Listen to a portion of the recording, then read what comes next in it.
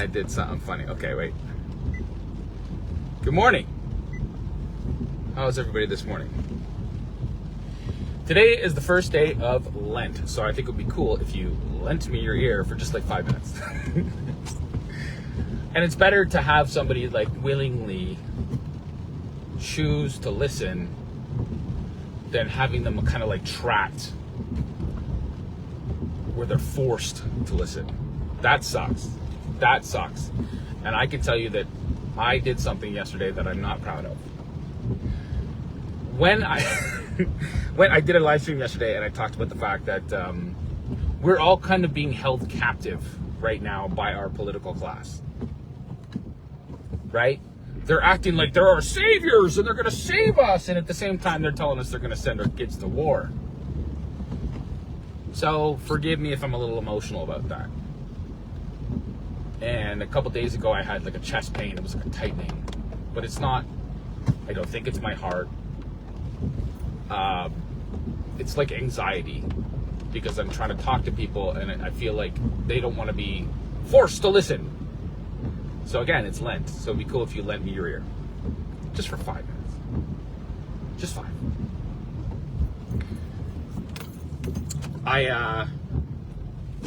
I went to the doctor.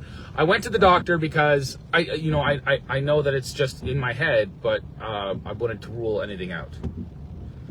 And so when I got there, initially the young lady at the admissions desk was like, well, just we can't help you with that, go to the hospital. And then this kind older woman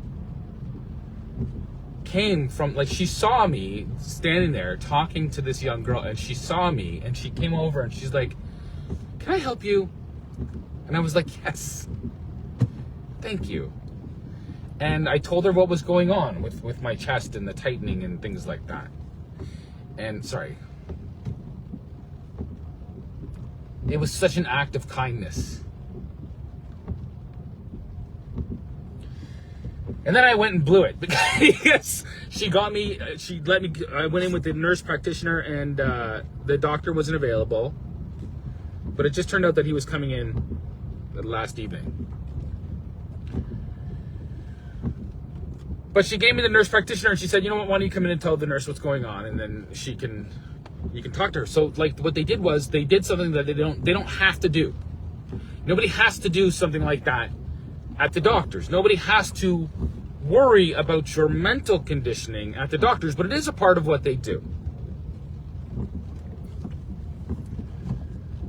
And so I went in and I spoke to the nurse practitioner and I told her what's going on with me. She said, what's going on with you? And I let her have it, man. I told her all the things that I was thinking about, including the fact that my kids are not vaccinated. And never have been. And I told her that it's a decision that I've never really been 100% comfortable with. Because I'm not educated in that field, but I've read enough to know that there's something wrong there. There's something like, it's like there's a piece missing. And there's like, with all different kinds of like ways that we build our institutions of knowledge and logic and philosophy and mathematics and science, there's always like there's a missing piece, And I told her all this stuff for like, I swear to you, I spoke for like an hour, but the whole time I'm like, if you want me to stop, I will stop. I said, I'm not crazy, but I will tell you what I'm thinking because you asked. And so I did. It's bleh. And I do that all the time. I do that all the time in these live streams. I tell you what I'm thinking. Like, I take the censorship out. I don't censor anything that I say anymore. And it's weird. It just kind of flows out of me.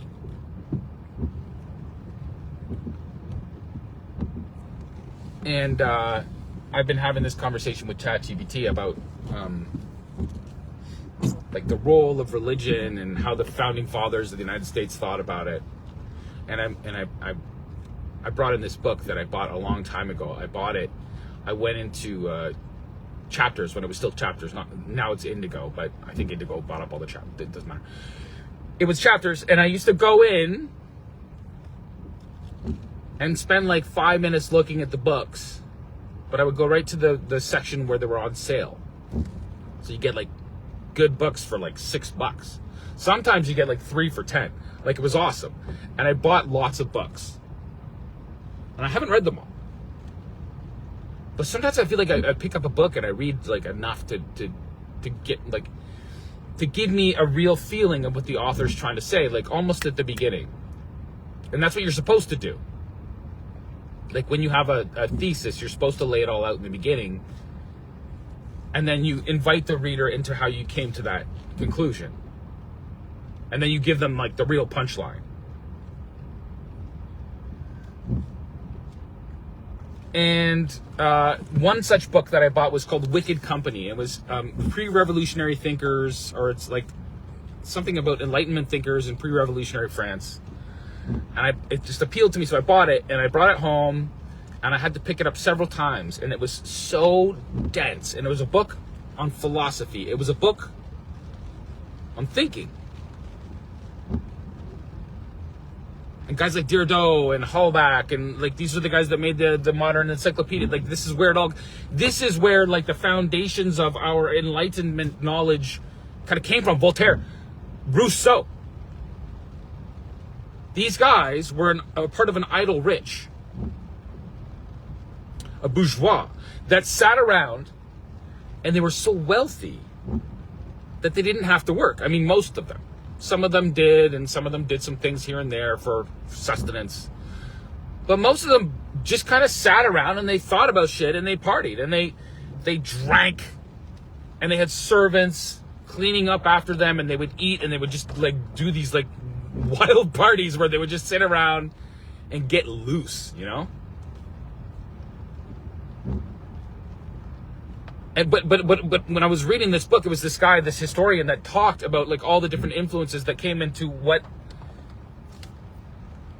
kind of created the modern way that we think about things.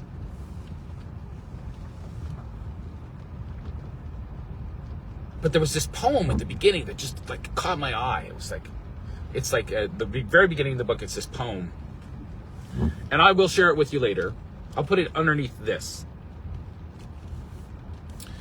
But it was this poem about how if you don't dare to do something great, you will never do something great. You can't do what everybody else before you did.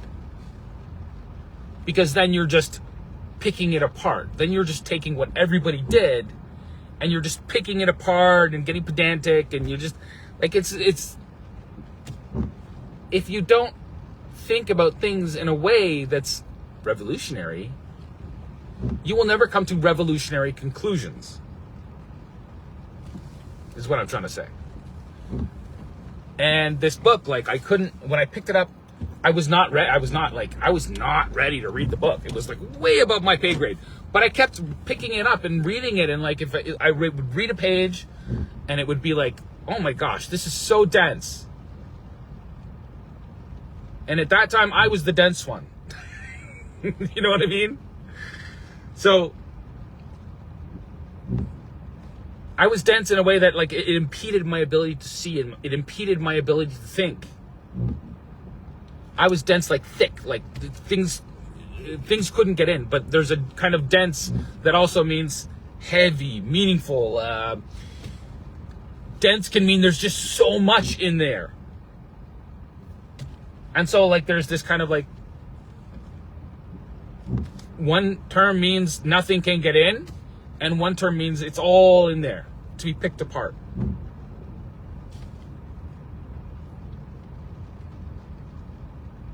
So I'm already blowing it. I said 5 minutes. I'm so sorry. Anyway, I went through this conversation with ChatGPT, just talking about, wisdom and intelligence. What's the difference between wisdom and intelligence? Wisdom and intelligence. Intelligence, as it turns out, if you're not sitting around in a salon getting wasted with your buddies, intelligence can actually be very sharp. And if you don't let it come to you, if you don't just kind of let the dense membrane of what is in here let in things from out there,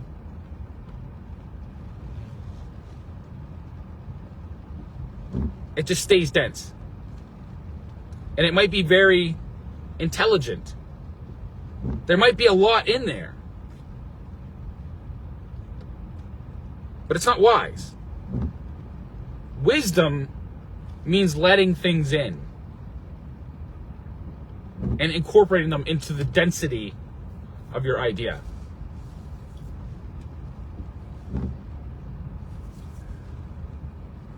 So I've been letting things in. I've been letting a lot of things in, and I kept trying to read the book, and I was just like, oh, man, there's so much here. And I did. I eventually read it, and I'm going to start reading it again. I picked it up this morning. I'd actually picked it up for some other reason, but I keep picking it up saying I'm going to read it. I'm going to read it again. Just to let the membrane kind of loosen a little bit and remind myself how these people thought. You have to understand how people think in order to understand what they're trying to do. But, a lot of people, most people, God bless them, most people are just trying to you tell me. You tell me what you did. I know what you did. But we're not the judge. We don't get to determine what is in another person's heart, because that's the most dense thing there is. We can look at their actions and we can draw conclusions from looking at their actions about what they might think. But if we don't actually listen to them with an open membrane, if we don't let it in, we don't actually hear what they're saying, and we don't hear what's going on. And we might jump to conclusions. We might have a sharpened intellect that it gets aggressive.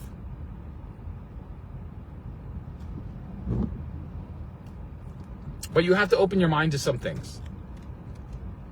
You have to kind of soften the membrane and then let the dense things come in. So it's Lent. And that means, I believe, again, I'm not a scholar of any kind or an expert of any kind, but I'm telling you that I'm pretty sure it means that it was when Jesus spent 40 days and 40 nights. I might be completely butchering this, and it's okay. It doesn't matter, because it's about letting things in. So funny. I just saw somebody jump on and then jump off, and it's like, I wonder what they think. If you were to jump in halfway into what I'm thinking, as opposed to hearing me from the beginning and then hearing me conclude what I'm trying to say, you'd probably think I was crazy. So the woman, the nurse practitioner, I told her that my kids had never been vaccinated. And she said, well, after I finished talking for 45 minutes, she said, well, that was a lot. I said, I know, I'm sorry. I said, I'm not trying to make you crazy. I'm just talking. I'm telling you what I'm feeling and what I'm thinking and why I am feeling this way. But she was held captive, so it wasn't really fair. People on Facebook are not held captive. They can pop in and pop out. And so if something scares them, then they might jump out. And that's understandable. I'm not trying to force you to hear anything I'm trying to say. Instead, it's a choice. What kind of thinking do you want to give up, and what kind of thinking do you want to let in? And I think that we need to collectively let in better thinking and let go of the intellect a little bit. Let in the wisdom. And one of the things she told me was, well, because I told her my kids are vaccinated, and I told her how I came to that conclusion and how I wasn't really comfortable with my decision, because I'm just not sure. And she told me, she said, because we can agree on some things and we can agree to disagree on some things, I just want you to know that I've seen what happens to some kids who catch varicella, and they have encephalitis from the varicella. So what she's saying to me is that some kids catch chicken pox. And when they catch that chicken pox, if the virus makes its way into your brain can inflame and it can cause damage. And some kids that happens to, they end up in a wheelchair. And so she said to me, you know, I've seen this.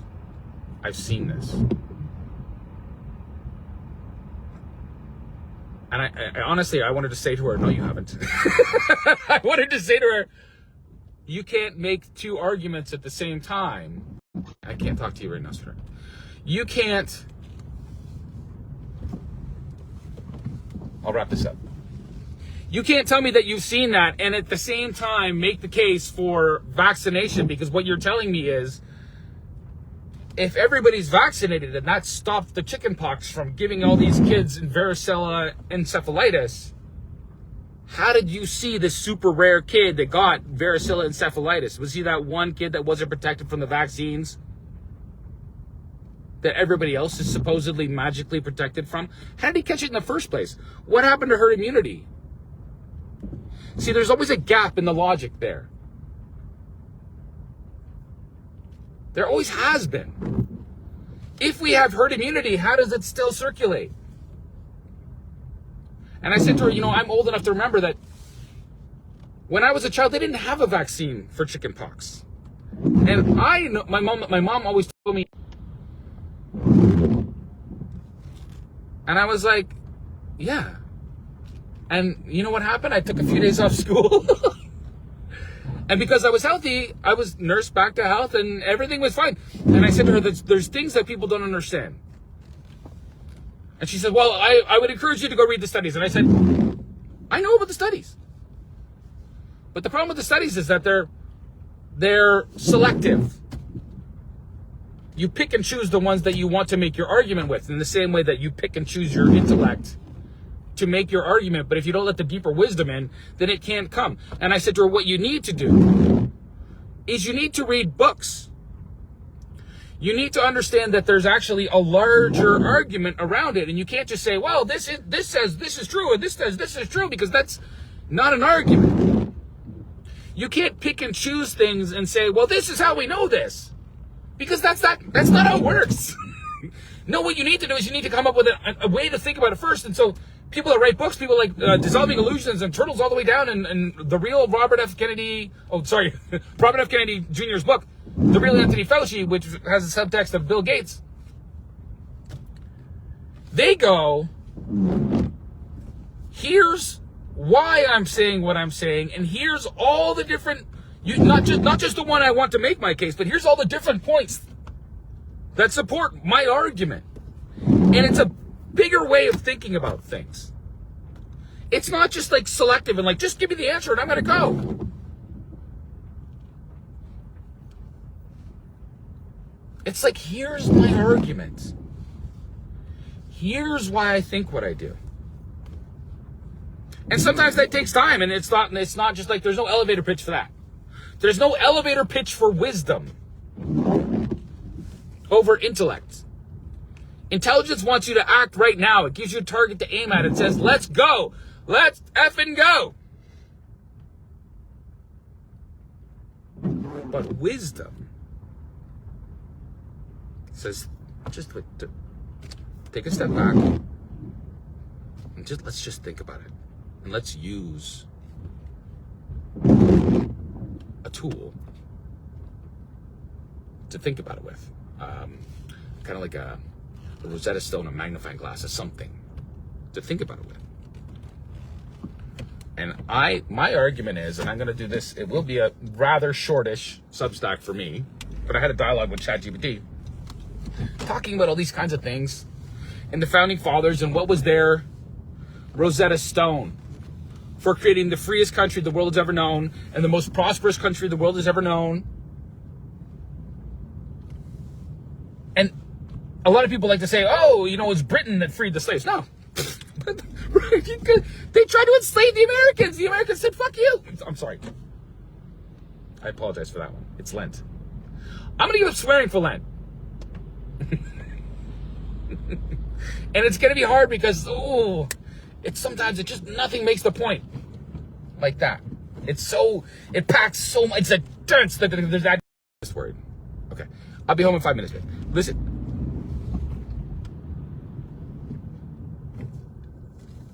It's the kind of word that just jumps right to the point, and you can put all kinds of different ideas into it. It's got like so many different variations, but so does the word unique. But unique means singular. It's like one thing that can mean many different things packed into a singular concept or idea. And wisdom is a singular concept or idea. There can be many different ways to come to wisdom, but there's only one real way to come to the most wise. The one that freed the slaves. And he did it in different ways. Like he freed the slaves in Egypt, and he had his people, and he kept saying, "My people, here's the rules." And they never listened. They never listened.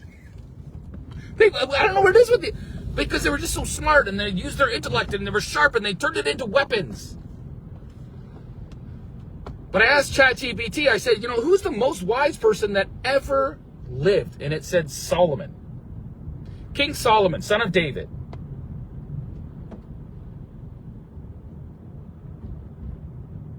And I said, oh, I see what you did there.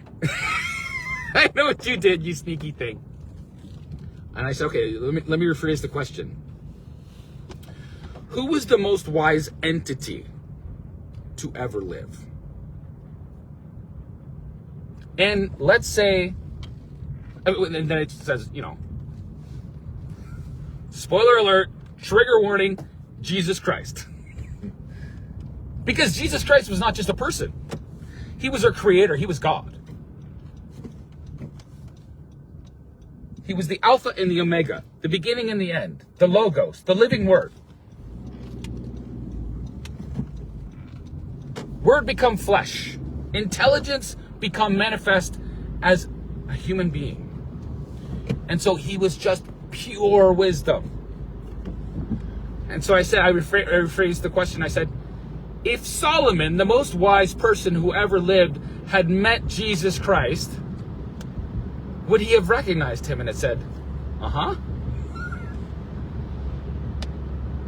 And he was the most wise person because he loosened his membrane and he let the wisdom in. The wisdom wasn't Solomon's wisdom, it was God's wisdom. So he was only the most wise because he listened to the most wise. And if he would have met the most wise, he would have fallen on his knees and said, praise Jesus.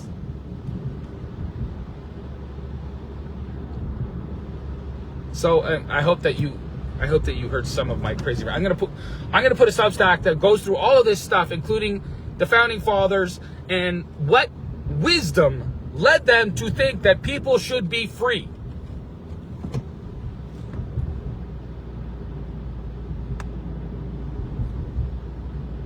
People think it was the Enlightenment. It wasn't the Enlightenment.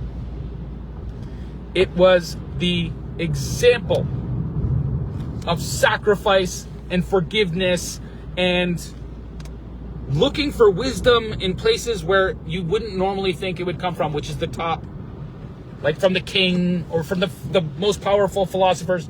The most powerful philosophers in history were the ones that were not impeded. They just sat around and they thought, and they loosened their membrane. And here's the good news.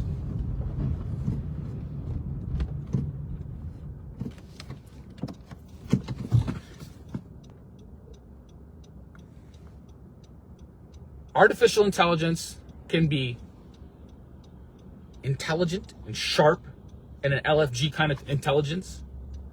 It can tell you what to aim at. It can help you with that. But it's not the most wise. The most wise are people who listen, who see the way that history has happened, who think differently outside of the box. Their membrane has been loosened and they let in the wisdom, and that wisdom they try to impart to you. And it was that wisdom that created the free world, not the Enlightenment, not the sharpness of intellect or wit. No, wrong. Sorry. Yes, there's a lot of good things that came from that. But there was one who was the most wise, and his example led to sacrifice and forgiveness. And all he ever wanted us to do was open our minds to things that we couldn't have possibly understood in the time that he existed, but we can understand now. That's amazing. And so it could be whatever we make it. It can be the best of times, it can be the worst of times. But we need to let the wisdom in, because we are right at the crossroads, the metaphysical and the material. And so I invite you to read this simple little Substack that I'm going to post talking about that. I'll post it under this video. Okay, love you guys. I'm only saying this because it's all love. And I just want the children to be free, and I want us to be prosperous, and I want us to loosen the membrane. It doesn't make you insane. It just lets wisdom in. Okay. God bless. Have a great day. Pick something good for